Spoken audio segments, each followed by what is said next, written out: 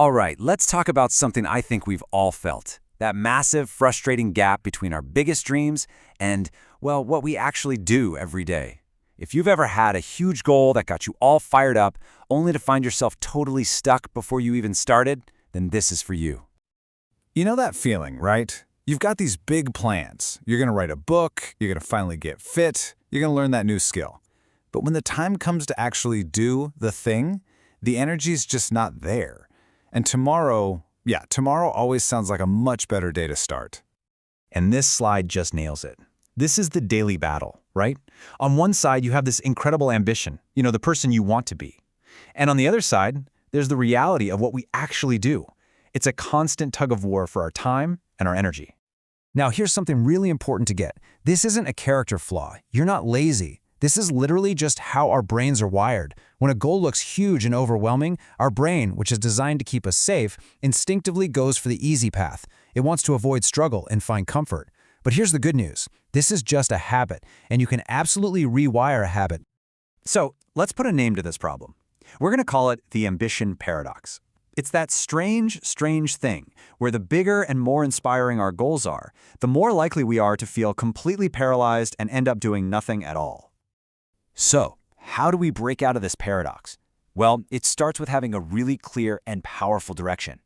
Your ambition can't just float around. It has to be anchored to something meaningful. We need to find our North Star. And that's what we're talking about here, purpose. It's not about some fancy job title or how much money you make. It's that internal why. It's that quiet fire that gives meaning to all the hard work and keeps you going when your motivation decides to take a vacation. And the best part is, it's already inside you. We just need to figure out how to find it. So how do you find it? You don't need all the answers right away. You just start by asking yourself the right kinds of questions. What do you genuinely love to do, just for the sake of doing it? What are you naturally good at? And what's a problem in the world that really gets to you, that you feel you just have to do something about? Your purpose is usually hiding somewhere in the overlap of those three answers. Okay, here's a really powerful little exercise to sharpen that purpose into a clear target. Give this a try. Write down 10 things you'd like to achieve in the next year. Now imagine you've got a magic wand. If you could wave it and have just one of those goals completed instantly, which one would make the biggest, most positive difference in your entire life? Circle that one. That's your bullseye. So once you've got that one big goal in your sights, the secret to actually getting there isn't some giant heroic effort. No. It's actually found in something much, much smaller. Just take a look at the tennis player Novak Djokovic. When he was winning just 49% of the points he played, he was ranked 680th in the world. But by improving to win just 52% of his points, only a 3% jump, he shot all the way up to number 3.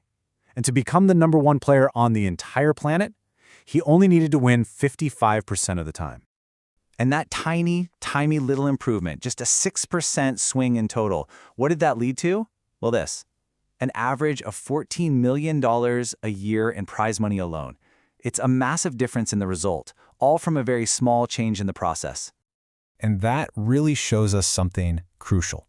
Achieving these huge, ambitious dreams, it has way less to do with having some kind of magical, innate talent, and so much more to do with your process. How you decide to break down a problem and tackle it. Think about it this way. If I asked you to draw a perfect photorealistic portrait, you'd probably say, no way, that's impossible. But what if I just asked you to fill in one tiny gray square on a grid? You could do that, right? Of course you could. And if you can do one, you can do all of them, one at a time, until the whole picture is finished. So that's the big question, isn't it? How do we apply this gray square thinking to our own goals? How do we find that first, tiny, totally doable piece? Well, the answer is something called the 2-minute rule. We all know the hardest part of anything is just starting, so you make a deal with yourself. You're just going to work on it for 2 minutes. That's it.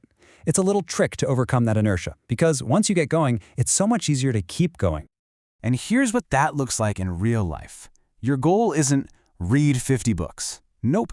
Your first step is read one word. It's not hike 33 trails, it's put on your hiking shoes. You see the pattern? You take that huge, scary goal and you shrink the starting point down until it's so small, so simple, it's almost ridiculous not to do it.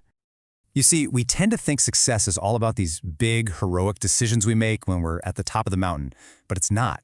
The The most important decision you'll ever make is the tiny one you make right there on the couch when you decide to put your phone down and just take that one small step. Now, taking that first step is absolutely critical. But the real magic, the real power, comes from the final piece of this whole puzzle, turning that tiny step into a consistent habit. Because, let's be real, motivation is an unreliable friend, right? It shows up when it wants to, and it disappears without warning. But consistency?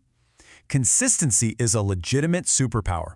When you build a system of small, repeatable actions, you create this unstoppable momentum that'll carry you forward long after that initial spark of excitement has gone. And remember our gray squares guy, Stephen Dunier? He actually put this to the test. He decided to learn how to knit. He started with one single stitch. After 82 days, he finished his first project. And just a little over 2 years after that, he set a Guinness World Record. Not because he was a knitting genius, but because of simple, daily consistency. Okay, so let's put this all together. Here's your blueprint. First, find your purpose, your big why, by asking those key questions. Then, use that magic wand method to focus on the one goal that's going to make the biggest impact. Next, break that goal down into a ridiculously small 2-minute first step. And finally, you just make that tiny action part of your routine and show up day after day. And that really brings us to the final and most important question. This isn't about tomorrow or next week. It's about right now. What is your one tiny, simple 2-minute step that you can take today to move you closer to that ambitious goal? Your dreams are right there, waiting for you. Go make them happen.